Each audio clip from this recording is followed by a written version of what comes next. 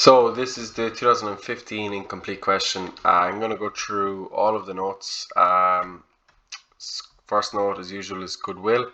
Bought the building or bought the business for 220,000. If you add up all the assets, everything apart from creditors and wages, it adds up to 216,600, and obviously liabilities 24,300. So once we have our worth of the business, our assets minus our liabilities, we have our worth of the business. We take it away from the purchasing price. So if I pay 220,000 for a business that's actually worth just over 190,000, there's just shy of 30,000 euro there in goodwill. That's an intangible fixed asset. It's the additional costs you pay for a business. My cash account, if I look at my cash payments, I have three here. They're payments, so it's money out, it's cash out, so I show that on the credit side. Apart from that, I have a cash balance at the beginning of the year of 400, so that's an asset shown there. And at the end of the year, I have a cash, again, asset at the end. I have cash of 600. That's the current asset here, balance brought down. This is balance carried down. So if you look at it, there's just two other figures I have. Here, again, we can see as usual that we take out cash of 120 euro per week. Obviously, a 52-week year, that adds up to 6,240. All of these figures now are filled in. These three are gotten from this section. My drawings I just highlighted here, and obviously the cash at the end of the year and the cash at the beginning of the year. Balance on both sides, 248,840. Therefore, the difference here, 248,440, is my cash sales. Bank account, my payments are here. That adds up to 92,400, and my lodgements up below, add up to 148,000. Apart from that, we have a little bit here on our investment fund, and then we have the loan scenario. So let's look at the loan first. So Murphy borrowed 120 grand, so that's 120 grand into the business. They paid for a showroom, so if you pay for something that's money out, 90,000. This little bit here is easy to miss out on. So the remainder of the loan, which is 120 minus 90, which is 30, the remaining of the loan was used to purchase furniture. So therefore, the difference between what we loaned out and what we paid in the showroom is 30 grand, and we actually paid for furniture. So we purchased furniture here of 30 grand. So that's an additional payment we have. Again, it's money out because it's my bank account. The only thing we've left to do now is look at the investment fund. For the investment fund, we've done this before. Money is to be transferred out of the bank into an investment fund on the last day of each month, and we were to begin this on the last day of September. So obviously September, October, November, December is 4 months. I'm going to transfer 1250 at the end of each of those 4 months. So there's 5,000 transferred out of my bank account into an investment fund. So obviously if it's transferred out of my bank account, it's shown here. The assets, or the debit side, adds up to 268,000. So I'm going to put that as my balance on both sides, and the difference here is a current asset. This credit side is just short 50,600, so I put it in as balance carried down. This is my balance brought down. That's my bank. You can move on to that. Again, I've just more or less gone through the investments already, that we transferred out. The 120 grand loan needs to be paid off in the year 2022, which is years away from when this question was designed. We're going to transfer out 1250 at the end of each month, starting from the end of September, and we can see that here. So 1250 multiplied by 4 months is 5 grand. Again, we have interest earned, so they tell us at the bottom that there's 30 euro interest earned, so that is a profit from my investment fund. So I'm going to put that in as a P&L figure of 30 here. And apart from that, really, you're just looking at balancing both sides at 5030, and then you have a balance brought down. So it's always the same. You just multiply this by the months, and you just add on any interest you earn. All of it becomes the financial fixed asset, and the interest becomes income figure. So that's my investment fund again. Done out. That is a FFA, stands for financial fixed asset. Debtors, I'm going to get to debtors in a second, and then I'm going to get to total sales in a second. Creditors control account, I'm going to do that first. Creditors, beginning of the year is 22,500. My credit purchases is the missing figure. So the bank figure here is what I paid out to my creditors. So I have this figure, and then at the end of the year, we're told my trade creditors is 32,600. Balance both sides. Difference is credit purchases. I have my credit purchases, so I can put that here. I have my cash purchases given in the question, so I can put that here.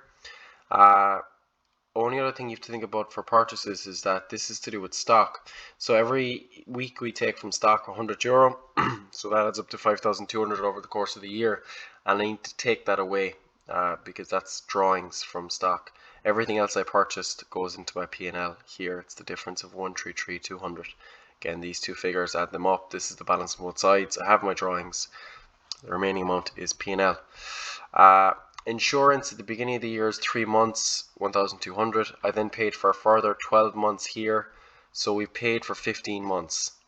Our P&L is only supposed to include the first 12 months of the year, so I'm going to include this first 3 months, and then I'm going to include 9 months out of this payment. So the 1,200 is there, plus 9 months out of this payment gives me 4,050. The remaining 3 months that I would have paid for next year adds up to 950. So that's the payment when I made during the year. I paid for 12 months even though I'd already paid for 3 at the start. So the 3 months that I paid for next year is a current asset, 950. My loan interest is something we've again seen before. My loan is 120 grand, 5% interest, and I took the loan out with the full of September, October, November, and December, full 4 months left. So the loan interest for the remaining part of that year was €2,000. We are told that 20% of it goes to drawings. So 20% of interest payable, that's my interest payable. So 20% is 400. The remaining 80% is an expense. Now, I owe €2,000, but I've only paid 1,500. So that again is money out of my bank, and I'm going to show that here on the debit side of my interest, because I'm going to take it away from the interest that I would owe, and therefore the remaining amount is the interest that I've left to pay, is 500 at the end of the year. My loan repayment, the loan is 120 grand. I'm not paying any of it back in the short term, so it's all basically owed in the long term. So all of it here becomes a finance buy, and that's all we have to put in because we're not paying off equal installments, starting next year. We're not doing that, so all of it is just owed in the long term.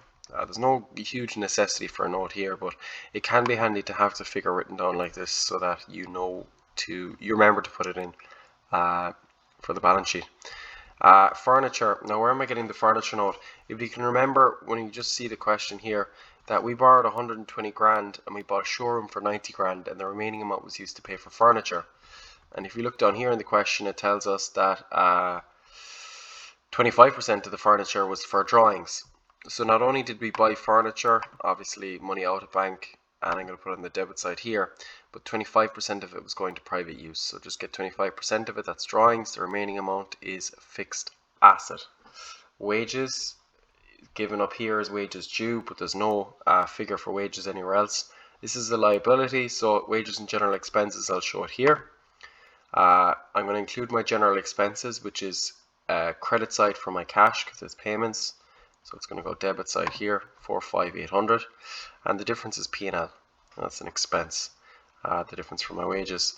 Light and heat, one of the last notes we have. Light and heat here, we can see that again we were told 25% of light and heat used should be for drawings. If we look at light and heat, there's nothing at the top of the question at all.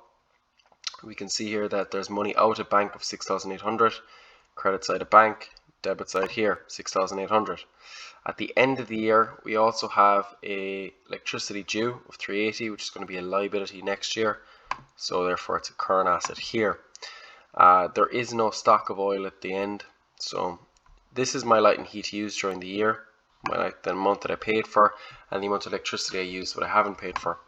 That adds up to 7,180. So out of the 7,180, 25% of it is going to drawings. So 7,180 by 25%, that's my drawings figure.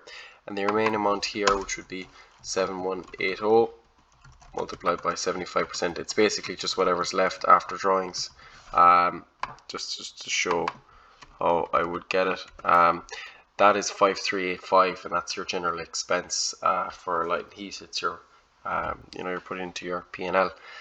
So again, you have your figure from bank, you have your liability figure for next year. balance on both sides adds up to 7180. It's not all going in as an expense because 25% of it's drawings, so everything else is an expense. I've just shown this as 0 because usually there is stock of oil at the end, but so I've just kind of included it but left it at 0. Buildings, well, we're told at the beginning of the year that buildings were 180 grand, and then I bought a showroom for 90 grand, which is obviously a further purchase of a building. So I add that on, and my balance at the end of the year is 270, and that's a fixed asset. Drawings, quite simply, if I just look at here, I have light and heat, I had loan interest, I had furniture, I had cash, and I had purchases. All of these figures would be written on the credit side of their respective accounts, and therefore because the 1795 is in the credit side, light and heat, I put it on the debit side here. So all of these accounts had drawings because we were told they did, and we're just basically putting those figures in now to the debit side of the drawings account. We've seen that a few times, so I'm assuming it's okay. Drawings is financed by. Okay, the last note there, which I suppose is going to cause a little bit more difficulty, and I'm going to show it here. So we haven't seen this before, and I've just completely ignored it so far because I wanted to get everything else corrected. So at the very end of 2014, goods with a sales value of 6 grand had been sold on credit at a markup of 20%, had not been recorded in the books. Okay. Invoice was issued to the debtor on the same date. Goods were still in the warehouse or included in closing stock. There's a mouthful. There's a lot to take in there. But basically, from the very start, we can see that the goods sales value were 6,000. So basically, the selling price was 6,000. That's a markup of 20%. So when I bought these goods, I bought them and added on an extra 20%. And then I got my sales value, and I'll explain later why that's important. But for now, we're just going to try to backtrack this here and find out what our actual purchasing price was. So the sales value is 6,000, but to get to the sales value, I added on an extra 20% onto what I had paid for it. So let's go back here and get 6,000 and divide it by 120 and multiply by 100, and I'll find what the purchasing price was. So we have purchasing price and we have selling price. Now what's actually after happening here is we're after making another sale of 6 grand. We're selling it to a debtor because there was an invoice to a debtor, and obviously the way this would usually be dealt with if this had been recognized in the accounts, because it's not recognized, none of this was recorded in the books. So the way this should be recognized is my sales should go up, my debtors should go up because they owe me money, and the only other thing we have to take into account is because I've sold something, my closing stock should go down because the goods were still in the warehouse. I've sold the goods, the debtor hasn't paid for them yet, and because it happened on the very last day in 2014, the goods were actually still in the warehouse when we were counting the closing stock. But they shouldn't be included because they're not actually for sale for next year. We've sold them off. So we have 3 things we need to change. So we've made an additional sale, but it wasn't recorded. So that means, first of all, that our sales should go up because we've made a sale of 6 grand. So we've got to increase our sales by 6 grand. Because we sold it on credit, that means we owe it to a debtor, or the money's owed to us from a debtor. So we didn't receive cash for it, basically. So our debtors also need to go up by 6 grand. Because 6,000 is the selling price, it means that obviously we're owed 6,000 and our sales have gone up 6,000. But the other thing we're looking at is because it was still included in the warehouse, and when we basically count closing stock, there's just somebody going around and counting out how much stock we have in the shop and then multiplying it by how much it cost and then finding what the value is, and we're calling that closing stock, the stock that's available to sell on next year. But because we sold this good, it means we can no longer include it in our closing stock. So we need to reduce the closing stock, but we don't reduce it by the sales value. Closing stock is calculated by basically seeing, okay, I have one item here and this is what I paid for it. So this is how much stock I have. So closing stock is looking at how much we actually paid for that piece of stock, not the selling price, but the purchasing price. So I'm going to increase sales because I've made a sale, so increase it by the selling price. I'm going to increase debtors and I'm going to increase it by the selling price because that's how much we're supposed to get for it. But for the closing stock, I am going to reduce it because this stock isn't available anymore to sell on, but I'm going to reduce it by the purchasing price, which is 5,000, not the sales value. So I'm reducing it by 5 grand. To show that here, first of all, sales, debtors, and closing stock, I'm going to go up to the accounts. So going up to the sales one here.